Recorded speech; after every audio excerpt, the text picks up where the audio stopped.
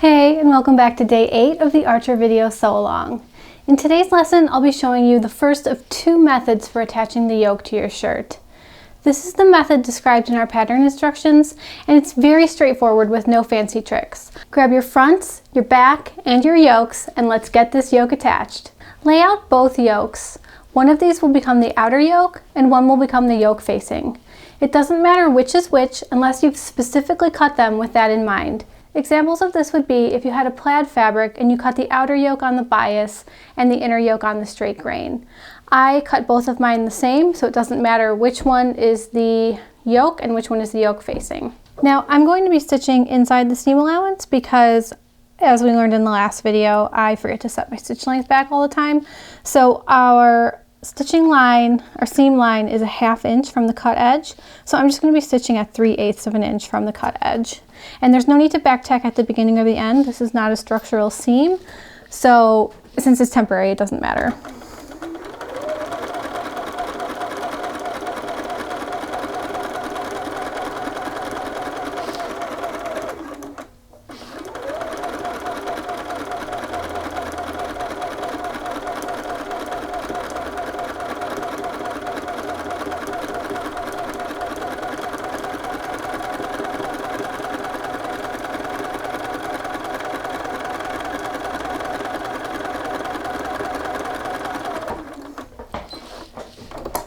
Raise your needle and clip your threads, and then head back over to the table. Once your yoke is attached, you're going to lay your back out with the wrong side facing up. Then take your yoke facing and lay it down along the yoke seam with the wrong side of the yoke facing up. So right now we have the right side of the yoke and the wrong side of the back facing each other. We're going to pin that in place.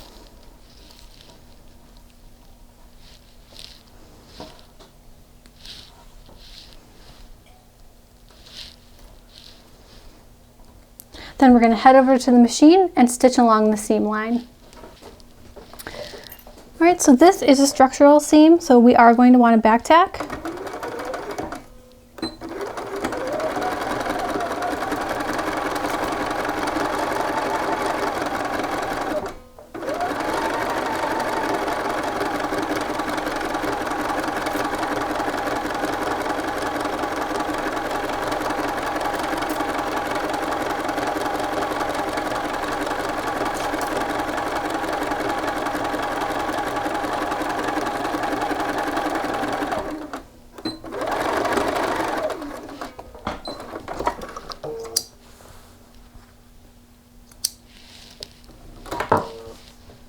So some of you might be wondering why I'm not just pinning all 3 layers together and sewing through them at once. The reasoning for this is that the best practice is to only have 2 active layers of fabric at a time. That means just 2 loose layers. When you have 2 layers being sewn together, your machine is touching both, and you can anticipate the way they'll behave. When you add a 3rd layer sandwiched between, nothing is anchoring that layer in place, and it can slip or bunch easily without you even noticing. So for something like a shirt that requires precision, I like to eliminate all unknown quantities if at all possible. And that is why I attach the yokes in 2 separate seams. After you've sewn across your yoke, we need to grade the seam allowances. And I've covered why we grade in a previous lesson, but essentially we just need to reduce bulk. And we're doing that in a stair-step formation with the seam allowances. So for the inner yoke,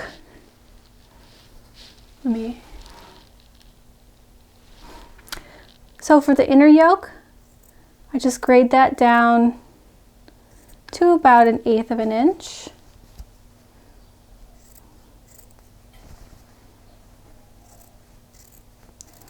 And I just use embroidery scissors for this. I am not one with the duckbill applique scissors. They're just too big for my hands to really manage properly.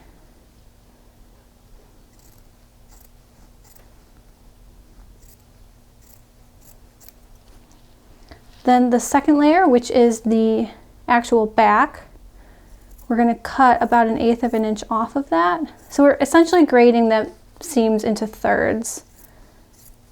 And then for the outer yoke, we'll just leave that one. So here you can see, hopefully, all 3 layers. Now head over to your iron and we're going to press both the yoke and the yoke facing up away from the back. I do this one at a time. I just find it easier to manage, making sure I'm not pressing anything in a way it shouldn't be pressed.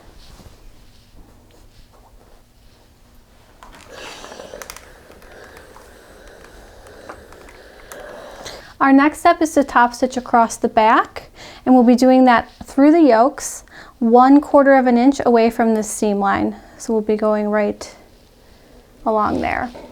And you can put some pins in this if you're worried about things shifting.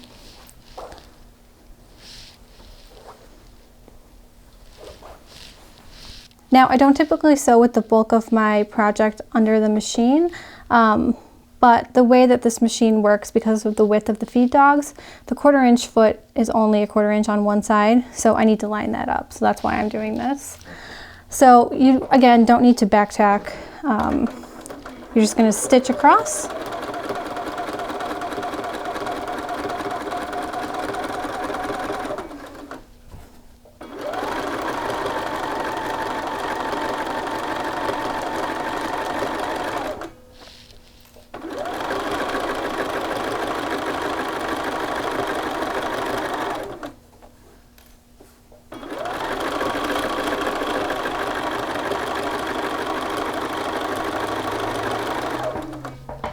Raise your needle and then snip your threads.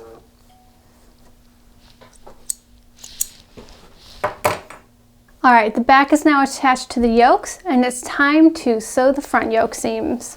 To begin, lay your back out with the right side facing up and then flip the yoke facing down towards the body. So we just have the outer yoke here.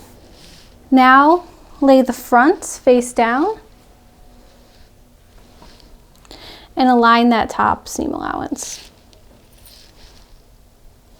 And we have notches here, so you can align those.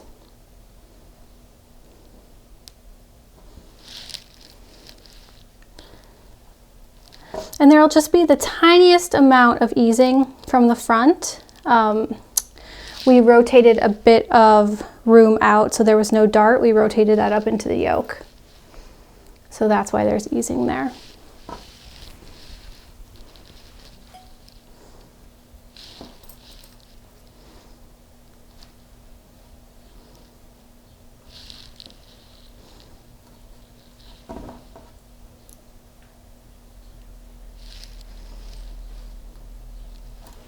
And now for this seam, we're going to stitch across along our seam line. So that's a 1/2 inch seam allowance across both of these seams. All right, so now we're going to sew across the shoulder yoke seam. And we're going to do this on our seam line at 1/2 inch. So you will want to back tack here.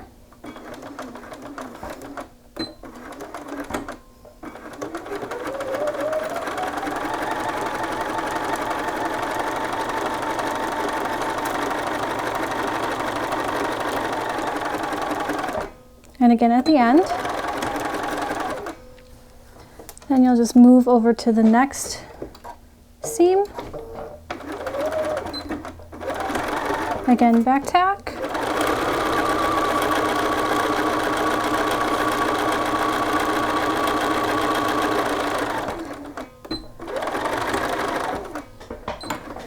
And then clip your threads.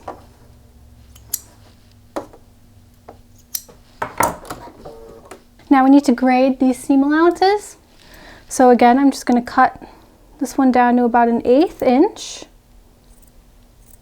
So this will be the first third.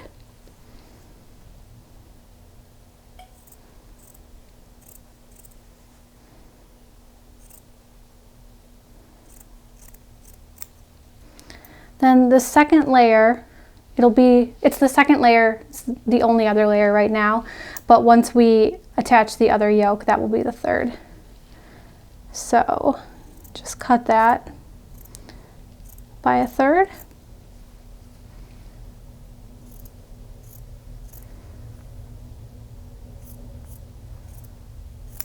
Then repeat those steps for the other seam. All right, now we need to press our seam allowances towards the yoke. So lay your shirt out and make sure you're pressing towards the yoke.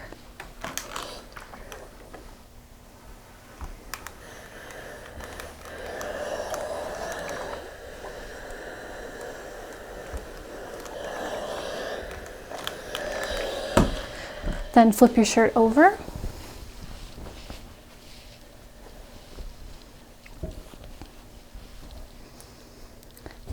Double check that everything's laying nice and flat.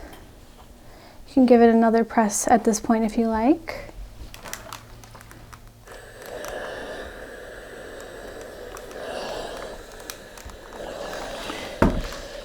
And then what we're going to do is we're going to fold this yoke up.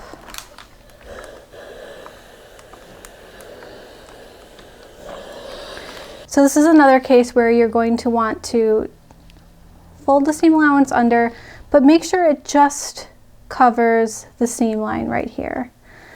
That way you're sure that you catch it from the front. So it's going to be a scant 1/2 inch folded under.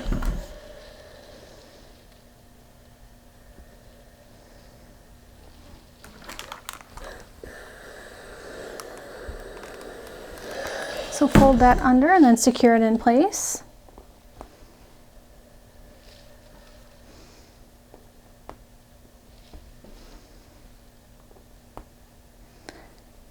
And then repeat these steps over here for the other side. So again, we'll fold it under so it just covers the seam line and press.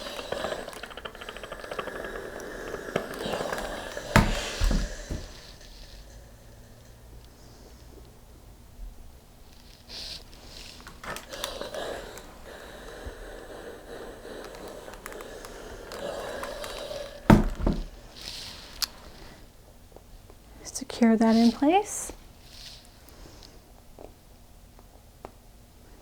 And then we're going to head over to the machine. All right, now we're going to be stitching just to the left of the seam line. So you want to be stitching on the yoke. So I'm using my edge stitch foot and I've moved my needle over 3 positions to the left. Remove your pins before you get to them. You don't want to run those over, especially not when you're edge stitching. You can sometimes create a thread loop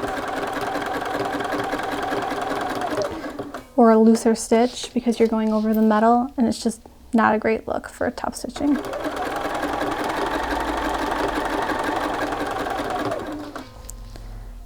And continue on for the other shoulder.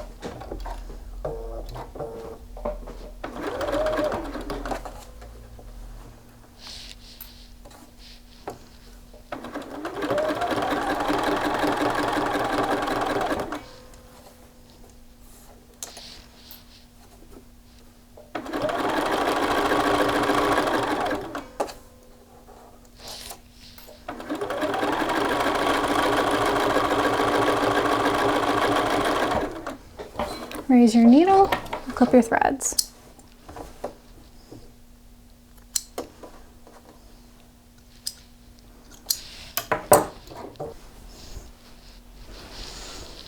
Now at this point, lay your shirt out wrong side up and just double check that you caught all of the yoke. If you didn't, go back in, take care of that. We did. So our next step is going to be securing the 2 layers of the neckline and the shoulders. To stitch the neckline, I recommend directionally basting them together. If you're unfamiliar with directional sewing, it's a method where you stitch with the specific grain uniformly on both sides of the garment. So in this example, we'll start stitching at one of the shoulders come around to the center, clip our threads, then come back here to this shoulder and repeat the same thing. And what this does is it just makes sure that you're not going around and just slowly stretching and stretching and stretching and stretching as you go, but rather evenly distributing any ease or stretching towards the center. So to do that, I like to just pin my 2 layers together. And again, I do this within the seam allowance with my regular stitch length. It's just what I'm used to. But you do whatever you feel more comfortable with. So here we go. Now you can see I'm starting at one shoulder and I'm stitching within the seam allowance. There's no need to back tack here, so just align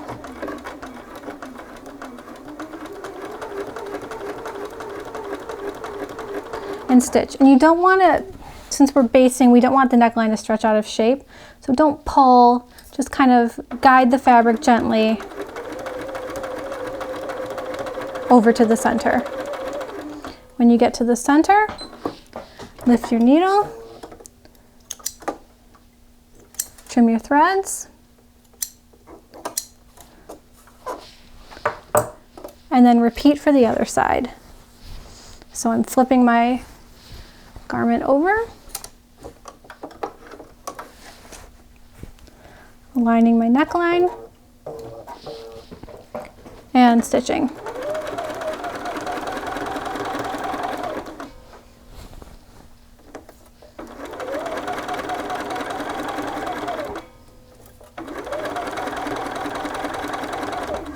And I just do 1 or 2 overlap stitches at the center.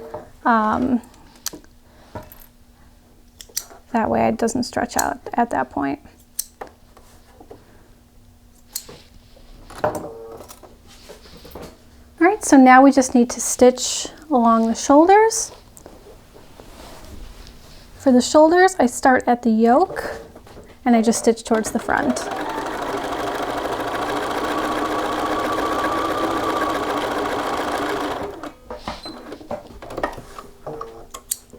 And repeat for the other side.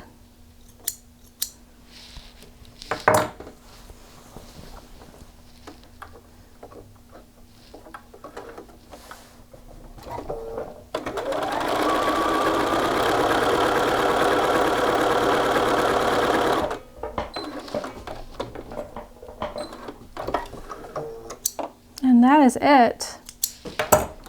Head back over to the table. Here you can see our yoke is sewn, front and back. The inside is nice and neat. And that is it for this first method of attaching a yoke. All right, you've now mastered one technique for attaching your yokes, and that should feel pretty great because you're now a master. In our next lesson, I'll be walking you through the second yoke method, the burrito yoke. It's a method that seems difficult and confusing, and people love to talk up online. But I have a foolproof method that ensures everything will be attached the right way the first time you do it, every time. No pieces facing the wrong way around, flipping your shirt out and things don't match, none of that. It's gonna be so easy, you're gonna love it. So make sure you subscribe to our channel so you don't miss that video or any other ones. And if you have any questions, let me know in the comments below. And I will see you back here next time.